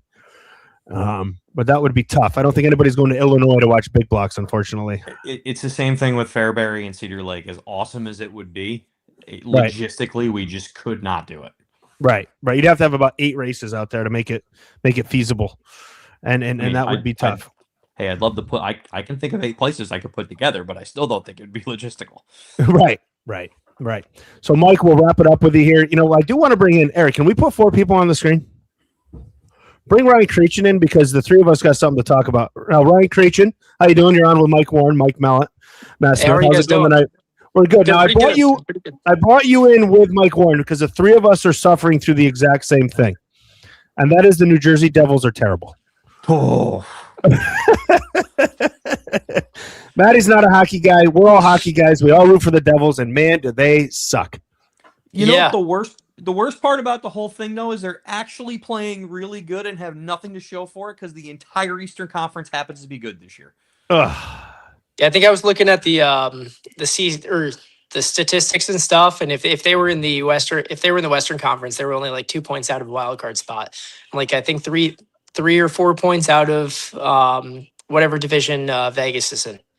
Yeah. So they got screwed with Jack Hughes getting injured by a steak knife. So it just doesn't seem like they had luck on their side this season. Nope. That's so. Again, I had to start with that, guys, just because. But look, we got the gold medal. Jack Hughes scored it. I think that will probably be the highlight of our year. Oh yeah, for sure, for sure. As a Devils fan. Yeah, like I said to Williamson 3 days after the game, I go, we probably have now lost the next three to Canada, but we're taking this one as far as we can. Yeah. Enjoy it for 4 years. All right, Mike. We'll let you get out of here, Mike. So thanks for coming on, man. Thanks for chatting with us about the Super Dirt Car Series. Absolutely. Mike, Matt, see you later. Ryan, I believe I'll see you in a couple weeks. I'll see you. So there he is, Mike Warren sending out, and we got Ryan Crerachin. And Ryan, I got to tell you, I think I lost your audio there. Oh, am I cutting in and out again? Are you good? Can you hear me? I got you, Mike. You got me? I got Ryan. You got me? I can hear him. I don't think he can hear us. No, he's working on it. Technical difficulties here. This has been the day. Matt's had issues. My internet's had issues. Eric's had issues. Mike Warren's hitting the wrong number. Ryan's jumping out. No. All right. No, I got no audio. You got us back or no? Let me try refreshing this thing. Yeah. Go ahead. We'll get him out, get him back in. Something's going on in this world today. Today, there's gotta be like solar flares or something, Matt. I swear. There's like solar flares, something going on. All right. How about now, Ryan? Can you hear us? Yeah, I could hear you now. I could hear you all guys. Right. As soon as he left, I lost all audio, you guys. Yeah. Yep. Okay. So here, I was reading a couple weeks ago. I texted you right after I got your number from Ken Bruce, and I read the story Kenny wrote after Bridgeport. You had a hell of a run down there. Did a great job. Second place finish, just close, so close. But then you mentioned, hey, we're going to start the season on the Super Dirt Car Series, and I got to tell you, it kind of took me aback a little bit. Like, hey, that's pretty badass. So, talk about what's the thought process? What's the decision making? Why Super Dirt Series? Why looking? All that travel, etc. Well, I mean, it's been something that I've been thinking about for a while. I've been wanting to do it, and it's just logistically being, out of the New Jersey region and all the races being an average of like 4.5 hours away. It was a little bit tough, especially, working full time at the family body shop. So logistically, we didn't really think it was too feasible in the past. This year, we have great backing with Danny's Pizza Pizzazz Team 51 team. So they could hold down the fort with all the races down here, and we can try to expand our program, going north. And I'm good friends with Matt Stengel. He did the Super Dirt Car Series last year. He said he learned a lot racing on all those tracks. And I think the only way to get better is to race against the best of the best more often. We get a little bit of a taste of it when they come down here for the rare Super Dirt Car Series show down here in our region, and the Short Track Super Series. So it's just been something that's been on the bucket list, and this year, it seemed to make sense. We're not committing to it. We're not signing any contracts at this point. Although, even though I have my mind pretty made up that that's the route that we want to go. So not saying for sure that we're going to be able to follow the whole series. We're going to take a step by step, see how it goes. And, if we're able to get off of work and, still manage to have a little bit of free time in between, we're going to continue on. So hopefully, we can learn a lot on that series. What's your experience up here running in New York, or how much do you have, or do you have any? Oswego, and Middletown, if that counts. But other than that, I mean, that's pretty much it. Somehow we stay short of the New York, New Jersey border. Been up to Middletown a couple times. That's only about an hour and 20 away. And, in the back of my mind, it always seems like those tracks are so far, looking at Albany, Saratoga, and Brewerton, and Fonda, and, Utica, Rome. It's like, in the back of my mind, I'm like, those tracks are so far to get to. And then, when you compare apples to apples, we got no problem going down to Delmar or Georgetown on a Friday night, getting home at 3 a.m. That's a 3 to 3.5 hour drive. Once I started, comparing like Albany, Saratoga to Georgetown, it's the same drive. Same drive for us from down there to up north. But a little bit of a Hoosier barrier in the past, with us having a lot of American racers in stock, not having too many of them. But we just kind of set our minds to it this year, and we sat down and we're like, hopefully we're going to start the year off on it. Hopefully, we have a decent start, and I'm not sitting in the dark. I know that we're going to struggle, going up there quite a bit. I know we're probably going to go up there a lot of times and not qualify against those guys racing on, completely different type of racetrack, completely different tire, racing against the best of the best. But the only way to get better and to compete with those guys is to race with them. So hopefully we can pull something out this season. Yeah, I think Oswego, though, if that's any indication, Matt, he'd probably agree with me. That's about what you're going to see at every racetrack here in New York, Matt. I mean, am I fair saying that, Matt, with the style and the setup, kind of the surface of Oswego? I mean, I haven't raced all over New York. I've been to Brewerton, Canandaigua, Fulton, Thunder, stuff like that, Utica. I haven't been to Oswego, but you kind of already nailed it with the level of competition that you got going to those races. You're gonna have all of it there every time you go. So it's like you said, it's gonna be a task, but like you said, to get better with those guys, you got to race against them. And I think you can. I'll give you Middletown. Middletown counts. The new surface at Middletown is not the old drop the hammer and don't lift driving around the place. I think you got to have a little finesse at Middletown. It's not, it does get slippery. It does change versus what it used to be back in the day. Although I've only raced on the new surface at Middletown once. Yeah. Going back to the Centennial. Okay. All That was the last time I was there. Okay, so you don't have much experience there either. What is it that you race weekly? What engine package? What track do you go to? So down here we race a lot of the spec stuff. Most of the weekly stuff are spec racing, but we're going down to Georgetown and Delmar, and the last couple of years that they pretty much followed the Deo rules package.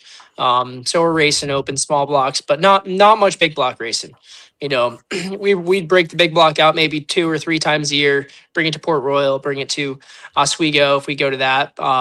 Super Dirt Car Series races down here when they'd race Bridgeport and Georgetown. But I think racing the big block too makes you a better driver. Racing the spec weekly, it's I not that you don't learn too much from it, but I know that every time that I go to one of those Super Dirt Car Series shows and get behind the wheel of a big block, I learn more that night than I do all season down at Bridgeport or Big Diamond or go to any of those tracks around here. So I think that we're going to learn a lot by going to, just one of those shows, let alone, 22 or however many they got in the season. So and that's going to help us down here when we come back here and race against Pouch and Go Down, Howard, those guys.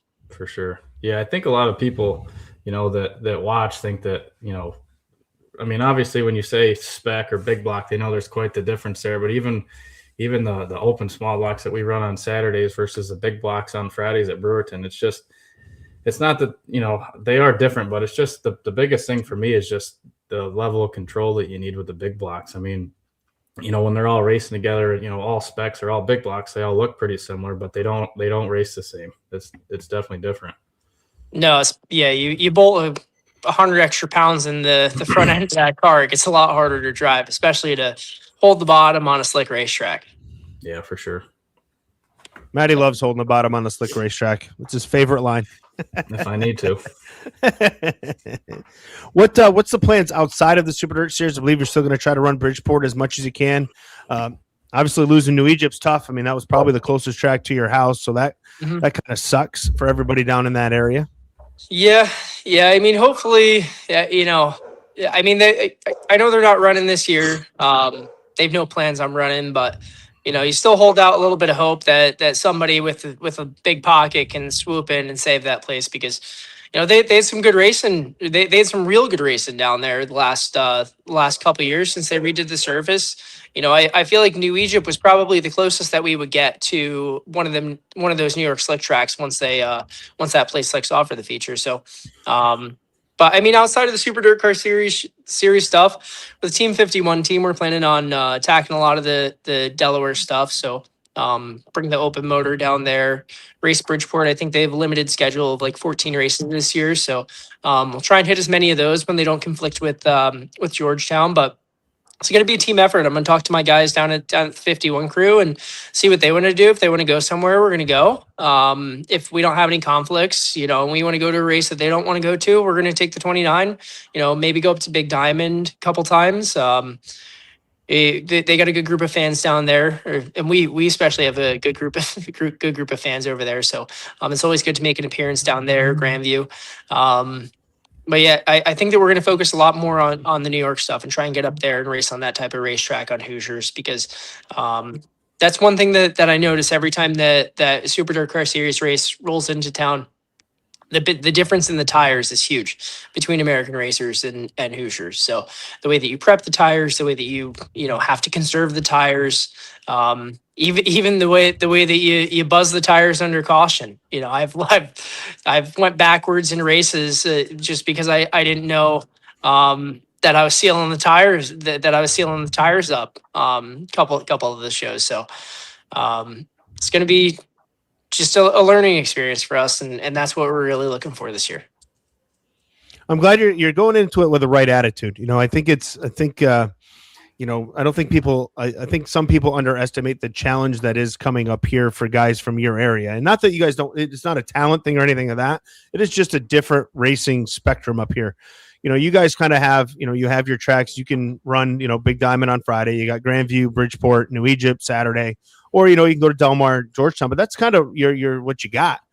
For us up here, you can run 4 days a week if you want, pretty much all summer long. And, all those races on Hoosiers, you guys get 50 races in Jersey, PA, whereas our guys up here, they can do 100, 110 if they wanted to. Yeah. And that's a big part of the equation too. That's what makes those drivers so good. You got a guy like Stuart Friesen, Yankowski, Shepard that are running, 80 races a year.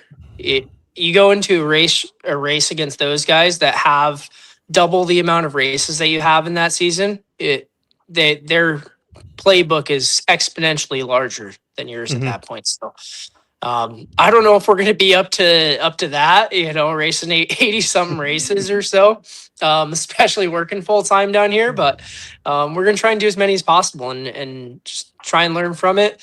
Bring those notebooks down here. Try and get better down here as well. Try and get better up there, and just try and get more competitive. I think the biggest thing for me though, going up to the Super Dirt Car Series, is just to try and go in there with a level head and with not too high expectations. I mean, obviously I want to do well every race. We got a lot of people that are supporting us on this race team. So we want to have some good finishes for sure. But if I go up there expecting to be in the top 5 every race, I'm going to have a brutal season.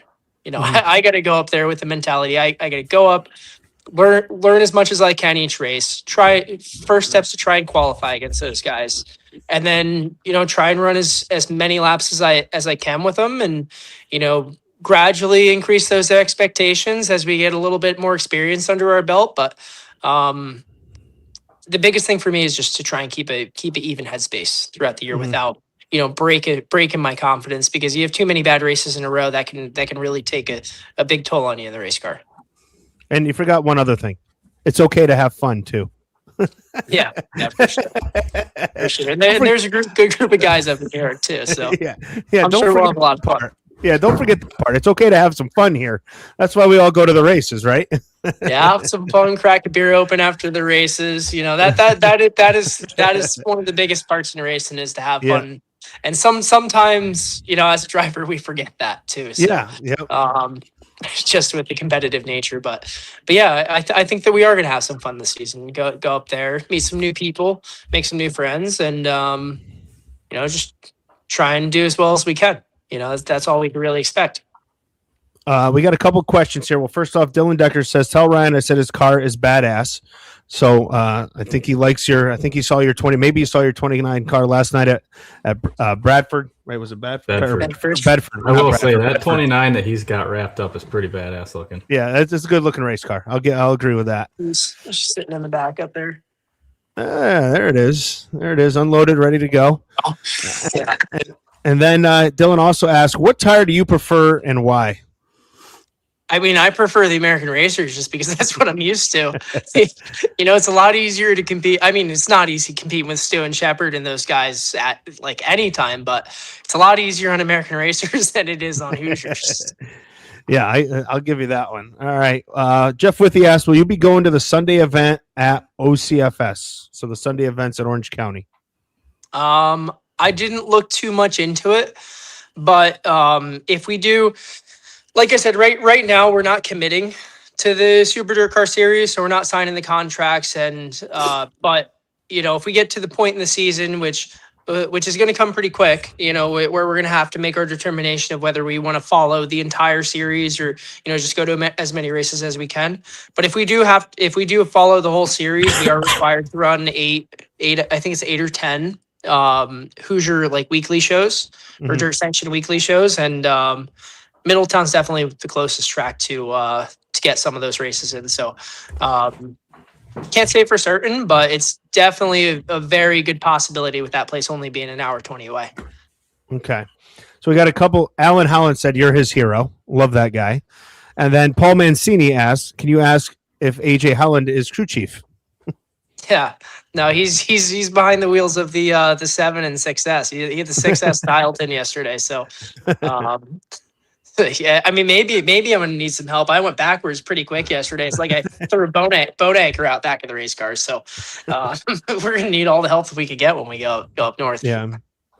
What was the difference? I mean, you started really good at Bridgeport. I mean, had a great race at Bridgeport. Obviously, character in the track, kind of determined how that kind of finished up there. Stewie kind of snookered you there on the restart a little bit. And then just talk about the overall day yesterday. And you kind of mentioned yesterday, kind of tough day. Yeah. I mean, Bridgeport, Saturday was okay. I felt like the car was real good last week on Saturday. But the track was a little bit more difficult to pass on that day. But Sunday, we had a good race car underneath us. I knew we had a good race car underneath us. We had a good draw. That definitely helps in those situations. And I I've been very successful at Bridgeport when it's had a little bit of character built into it, which it certainly did on Sunday. So I kind of knew how to tune my race car to that racetrack. So we had a little bit of a home track advantage there. We were able to pull one off. Different motor combination too with the Weekend Warrior last week versus the Open 430 yesterday. But going into Bedford, set the car up the same way. Minor differences. Started off decent. Different track, track that none of us have raced at before. Tricky track, especially once it kind of blows off right in the middle. But I think that our struggle started more in the feature. A lot of it was driver error. Quite a bit of it was driver error. I was trying to reflect on this a little bit before, and that's one thing that I think going up to the Super Dirt Car Series is going to help me with. I struggle a little bit with going from, running balls to the wall and then going like nice and smooth. I can either, in my headspace, I could either go, nice and smooth right from the get-go and stay smooth the whole race, or balls to the wall the whole race. And it takes me, maybe 10 laps or so before I figure out, hey, that's not the right way around the racetrack. And that was certainly one of those nights yesterday. I was just trying to win the race on the first lap, send it up top, lost a couple positions right off the start, trying to, get to the bite before everyone else. Did it again. And then probably about maybe 20 laps into the race, I finally realized that I needed to calm down. But by the time I realized that, I already smoked the tires off the car. It was just kind of just maintain position there and trying to hold off as much as I can because, our race car went away in that second half of the race for sure. But it's a learning experience. You're going to have those nights where you're not going to perform up to the expectations that you want to. And last night was certainly one of those nights. Mm-hmm. Let's see. We had another question for a Paul J. Jr. says your favorite fan Destiny asked if you're running Grandview this weekend, may have missed it. So we don't know. Are you running Grandview? I think is it the Moneymaker this weekend? It is the Moneymaker. Our plans this weekend are to run Grandview. They can change if it looks like it's going to rain.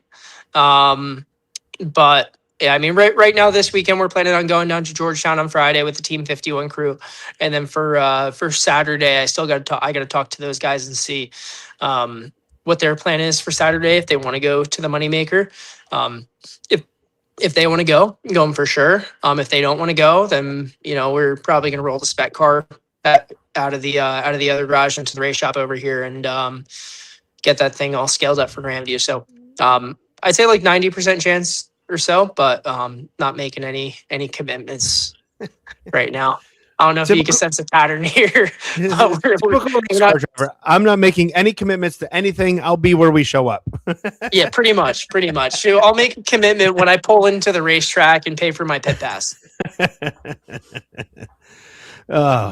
Let's see. Cody Decker is here now. So he asks, who do you think is the greatest modified driver of all time? This is the question he asks every week to every guest we have. And we love the answers. So we got to keep it going. I think that greatest modified driver of all time. I mean, that's a tough one right there. It's kind of a loaded question. But if you're talking in terms of full length career, Brett Hearn, in my head, Brett Hearn is the greatest modified racer to do it. Now, in terms of, where they're at in their career now and where they could potentially go, there are a couple drivers out there that I'm sure you can think of, but I'm not going to name right now, but they're definitely, there are one or two racers that are racing right now that can probably give Brett Hearn a run for his money. We're racing in different times right now. So, back then you could race 5 nights a week and sometimes you could race 2 races in one day. So, I mean, all in all, Brett Hearn had a very impressive career, great guy, great racer. And, he's definitely has the title for, best, at least in my mind right now, but, who's to say 20 years that's not going to change. So. You played the Mike Warren, just like the NBA, you can't compare decades. So that's fine. You played the same card in a different way. I'm with that though. I mean, it's the totally different style of racing. Like he said, sometimes you could race twice in a day, and when have you seen that happen? Unless you have like a twin 20s, but that's pretty rare anymore. I'll give you that. Yeah, it used to be Rolling Wheels Wheat Sport all the time, like twice a year back in the day. Yeah, and down here, when you had, back in the 80s and 70s, we had at least 15 more racetracks to run around here, and they were all running on different days: Thursday, Friday, Saturday, Sunday, and then midweek shows. Flemington used to have twin 25s a lot. I'm not 100% sure, but it's definitely a lot fewer opportunities to get to the racetrack nowadays. So going back to that greatest of all time deal, Mel, where's Pouch's win total in the modified? I don't know his overall win total. I know it's impressive, but he had asphalt modifieds. He had sprint cars in there, a whole bunch of other stuff. So it's hard to, he kind of didn't run modifieds full time there for a little bit. So that kind of messes with those statistics, I would say. But his overall win total is crazy, isn't it? I think it's a big Billy, right? Big Bill's he's in the 800s. Yeah. But it's less than Brett Hearn. I think Brett's over 9. I think it's over 900. Brett's low 9s. But that's just modified, right? Brett's is only modified. Yeah, I'm not too. You know what? For a New Jersey guy, Ryan, you're supposed to know this. I thought everyone in New Jersey worshiped Billy Pouch. Come on. Yeah, I grew up going to the races and watching them. I'm good friends with those guys, so yeah. Big Bill's helped me out a lot in my career, and he's had a good career, but now you're putting me in a hot spot here with this question. I'm not throwing you under the bus expecting you to say Billy Sr. is the best of all time. I just the thought sparked in my head, and I was curious to know what his win total was. He's definitely up in the running with Brett for sure. But in my book, I think Brett takes the cake. So producer Eric did the old Google Gemini, and that says Pouch won 656 races in the modifieds. That's crazy. So that answers that. That answers that, right? There's that. Yeah. So that answers that. I think honestly, I think Horton, if Jimmy didn't go the NASCAR route, I think he probably could have been pretty close to Bill, because he won a lot of races, around the same time frame too. As far as the most well-rounded driver, as far as diverse portfolio in the racing, I mean, Billy Sr.'s got to be up there as one of the top guys in the country as far as what he's won in, right? I would think so for sure. Yeah. Sprint. From sprint cars to asphalt cars. He's won a lot of races and a lot of different cars. Yeah. So we've got about 25 different win totals. Penny Bruce says 747 for Pouch. Cody Decker says Hearn has 921, Pouch 802. Okay, so the stats are a little messy here. That 802 number sounds more right to me than the other ones. Yeah. Yep.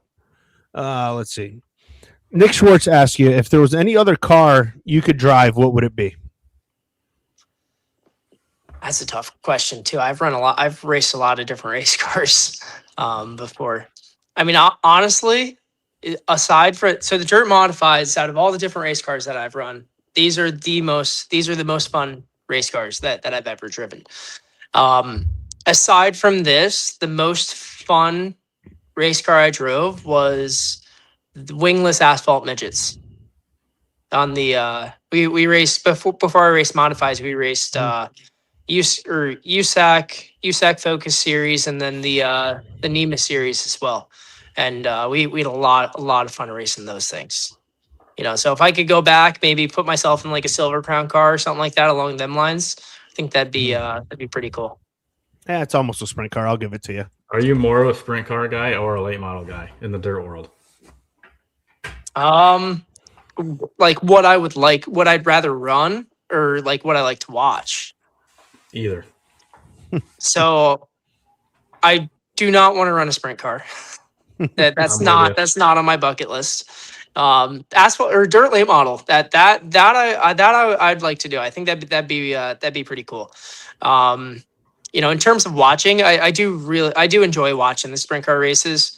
But I also I think I enjoy watching the sprint car races more than the late model races, but I'd rather run a dirt late model.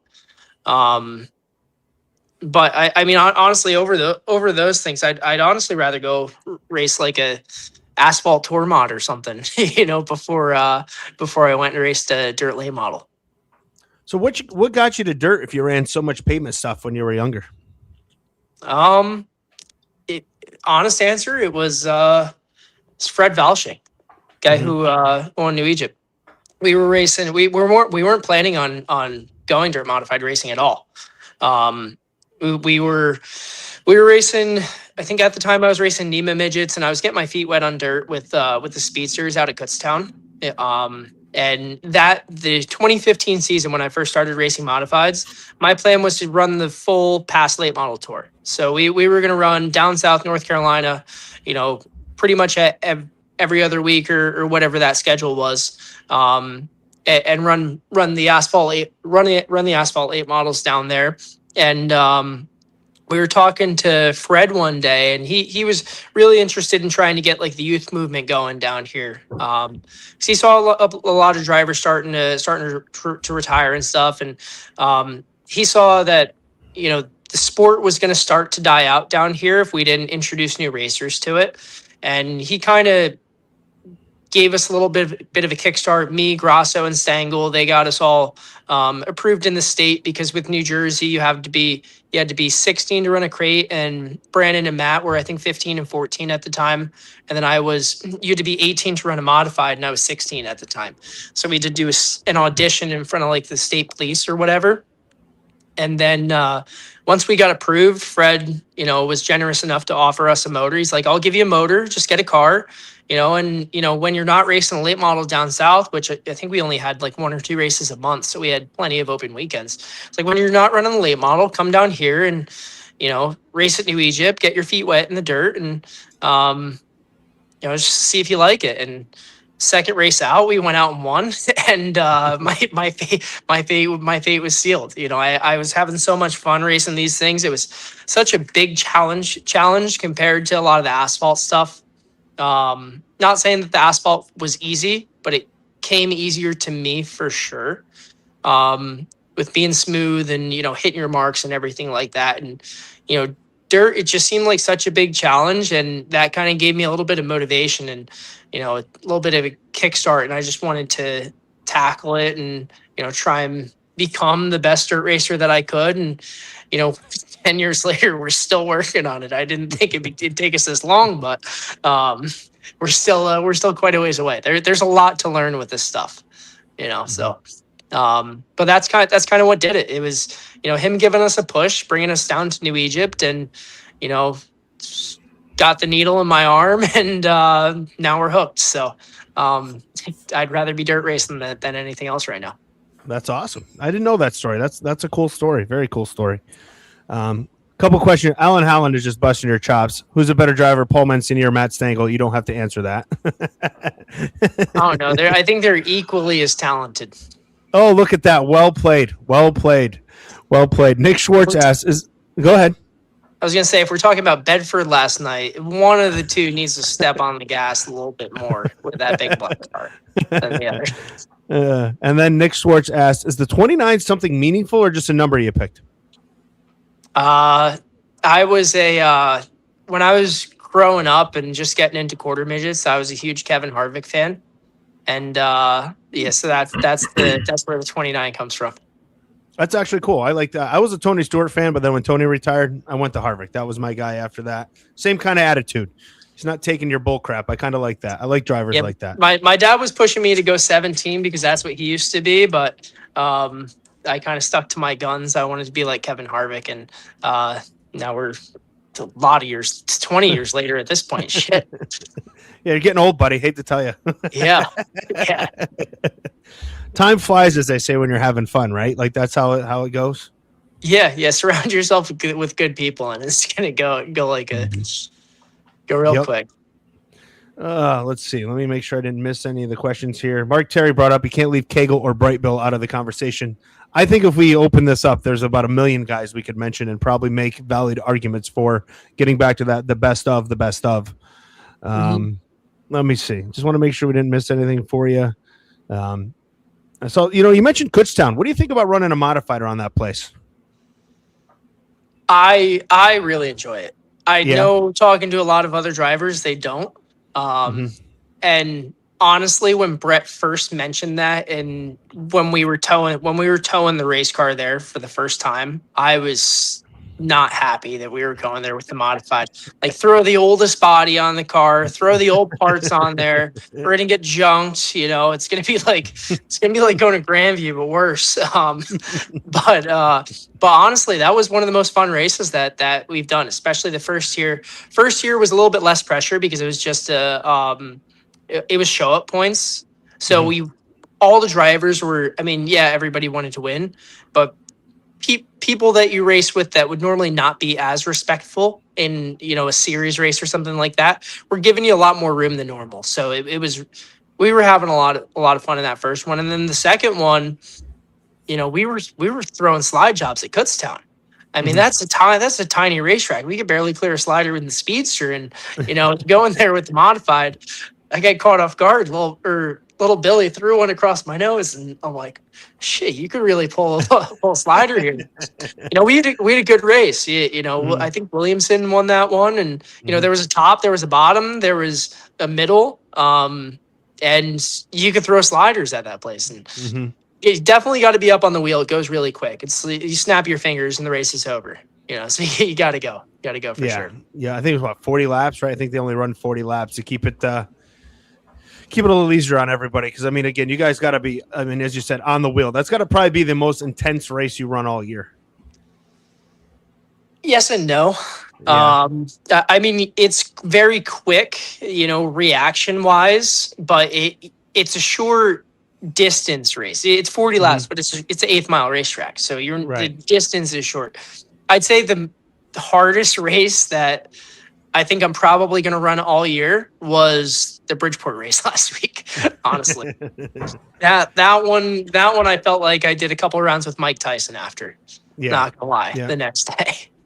Yeah, early season racing. I mean, you know what you get, right? I mean, that's the thing. Early season racing, and in Bridgeport, and that's a tough place. And you guys are hauling the mail. I mean, hauling ass. I mean, you guys are flying around that place, pulling sliders and doing all the things you do. Yeah. And like, people kept on telling me after that race, they're like, oh, I bet you didn't want to see that caution or whatever. I'm like, no, I really, really needed to see that caution. I was about ready to lose grip on the steering wheel, honestly. So I definitely needed a break there. I think you need to put the old workout, the weights in the back of the shop here, buddy. Yeah. I'm gonna start that soon. Because after that race, I realized I need to start working on that strength training, both in my neck and my forearms there. So we got to get back in the gym. And if we're gonna race these long distance races up in New York, race against those guys, compete against the best of the best. I mean, my physical shape is something that can make a difference in those shows, and that's something that I got to get back to working on. Do me a favor, when you're doing those reps, just do a couple extra for me and let me know. Okay. Okay. Yeah, I don't think it transfers that way, Mike. I'm just hoping. I'm hoping. Maybe. Never know. You got to get with TBD and start working out with them NFL lineman. Before too long, he'll be about 260, and we'll wonder how the hell it happened. Can you imagine a kid like TBD, his size, just come in absolutely yoked up in a driver's suit? A TV dinner. Yeah, he'll be as we call him. Dinner, all right. It'd be scooping protein powder for a snack. Yeah. Straight out of the bottle. Yeah. Well, Ryan, we don't want to keep you too late, buddy. It's almost 8:30 here, so I'll give you an opportunity before we let you go. Just give us any sponsors, anybody you really want to thank, and as always, we appreciate you coming on, man. It's been a blast chatting with you. And again, it's a shame our Devils suck, but other than that, it's been a fun time. Yeah. No, I appreciate you guys having me. I had a good time on here. In terms of people to thank, there are so many out there, and I'm sure I'm going to miss a few, but we got great sponsors on board, Freno and Sons, Big Fort Guns and Ammo Auto Body. Team 51, their whole crew, Danny Somling, my parents, Morgantini Racing Engines, Stig Ray Shocks. Without Bicknell Racing Products, without all those guys, none of this would be possible. And overall, I think the biggest person I got to thank is Jack Hughes for scoring the golden goal. We are still USA owns hockey, as Barstool would say. Yeah. I love the shirt. Things that Canada is better than us, and it says hockey, and then nothing else after that, and then it's crossed off. That shirt's awesome. I think if I get that one, I was saying, I was going to make some friends on the dirt tour, but maybe not too many Canadians if I show up wearing that shirt. Yeah, Matt Williamson probably won't be your buddy if you wear that shirt. I think I might have to get it though. But, that's no, I appreciate you having me though. No problem, man. Thanks for coming on. All right. You have a great night, and we'll see you here in a couple weeks at Can-Am. All right. We'll see you then. Have a good one. See you later, Ryan. See you. So there's Ryan Crerachin. Again, looking forward to, had some big news there. Kenny Bruce broke that a couple weeks ago. And as soon as I saw it, I'm like, hey, Kenny, you got Ryan's number? I'm like, I got to get that guy in. We got to talk about it. But what a great, I'll say great kid because I'm old. I can say that. But what a great guy. Great family. I'm fortunate. Actually went to a hockey game with him last year. We went to a playoff game. Was it last year or year before? Now it all blurs together. But great people. Great to be around. And I really wish him some success here coming up north. And I like his attitude, Matty. Like, he knows it is not going to be an easy transition to come up here and compete with the guys on the Super Dirt Series, especially at a bunch of new tracks. Yeah, I mean, it's one of the hardest things. Doesn't matter if you're, doing it year to year or you're coming in brand new. So, like you said, he's definitely got the right attitude going into it. You got any thoughts, comments, things that we didn't really touch on here tonight? Anybody got any questions in the chat? We'll give it another minute or two here, see if anything pops up. But I think we did it again, man. We always say we go an hour and 15 minutes. Then here we go, an hour and a half later. We're still talking. Yeah. We didn't have any callers. Didn't have a whole lot left untalked about. Yeah, no, I mean, we kind of covered it. We got the Bedford out of the way. Again, we talked a little bit about the racing. I just hope we can get some more modified racing going. Now I'll say that in July, that I probably won't be a fan of saying that we need more modified racing because I'll probably be burned out and pretty much hate my life at that point. But right now I'm ready to see some racing. Nick Swartz asked, who's on next time? We're working on a couple people. We'll try to let you know. I'm trying to book them in advance and try to get it done ahead of time. So we're working on that. Mike Ward, good guys on the docket. Yeah, we've got guys we're talking to. Again, we're not trying to be reactionary. I think that's the one thing we're trying not to do is where we react to a weekend and just call that guy and say, hey, we want you on the show on Monday. We're trying to plan it out kind of, week by week, right? I think that's a better way to do it. Then we get some different voices, different people and things like that. Not that we're not going to have some other, some different guys on, that are, hey, having really good years, et cetera, but we'll save that for different times of the year. So other than that, Maddie, I mean, let's see, not much else in the questions here. Do we want to do a driver of the week or don't we? Go ahead. Well, we had one race. Oh, go ahead. Eric's got a surprise for you. Driver of the week. Did you hear it or no? I did. I heard it. Yeah. Under. That's awesome. Eric spent all week trying to get that clip. I thank you, Eric, for all that hard work. I appreciate you. I mean, we only have really one choice here, right? There's not like there's a multiple choice here. No, there was one winner this weekend, Dan Creedon. Right. So you almost have to, I mean, he wins it, right? Like that's where we're going. I mean, he got the win. Got the job done. If Dylan Stoyer had held on, I think we would have picked Dylan Stoyer. I mean, he had a hell of a day too. But unfortunately, that flat tire cost him. Going back to what Ryan was saying, trying to figure out when you need to run wide open and when you need to go slow and steady. That's probably one of the hardest things as a driver is recognizing that in between phase and trying to hit your marks at like a medium speed. But, Dylan Stoyer really was like the only one that was just wide open that whole race. And until that last lap, he would have been the hero and you'd have been like, wow, he ran a hard race the whole time. Right. So, yeah, I mean, when you look up and you see someone doing it, and you're like, man, that's the fastest line because he's leading and no one's catching him. It kind of makes it seem like that's what you need to be doing. But just didn't quite work out for Ryan or for Dylan. Yeah. Yeah. Good. Look at you segue in there. Almost like you know what you're doing. You're learning. I can relate to the driver's stuff. Yeah. I'm not a Mike Warren or a Mike Mallett. You can't talk about nothing for 20 minutes. Mm-hmm. No, I agree with you. I mean, I think that's the hardest thing for young drivers, just watching young drivers, is pace setting. Like, where do I need to be? How hard do I need to go? Where do I need to be at this point of the race? What expectations do I have? And I think, you look at that race, like you saw Matt Shepard. I think Matt got all the way up to like third, right? At one point he got by Alex Payne or second or fourth, third, fourth, somewhere in there. And I think at that point, even though he tried to save his stuff, there was nothing to save at that point, right? And you saw him just kind of at the end of that race, just kind of hanging in there with Alex Payne. Mm-hmm. And I think that's a byproduct. If you start 17th, 18th, you're using your stuff up. I don't think you have an option, right? There's no weight when you're starting that far back. Yeah, I mean, there's different things that can come into play. A guy like Matt is smart enough to know, where his stuff is at the drop of the green and, where he thinks the track's going to be and what tire wear might be.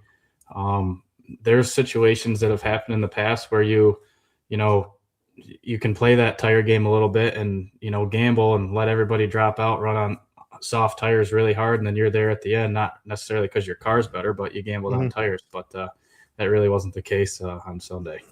Yeah. So, all right. Well, Eric, anything for the good of the order? You're good. Matt, you're good.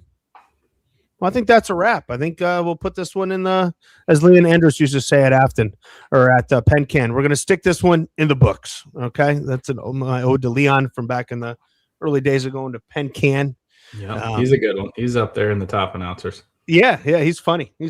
I can't, some of the quotes I've heard from him. I know he cracks me up, man. It cracks me up. I used to love listening to him when I used to go to the race, go to those tracks. So Southern tier racers and announcers are good for one-liners. Yeah, they're good. They're fun, right? Like they just have a good time. It's a different world.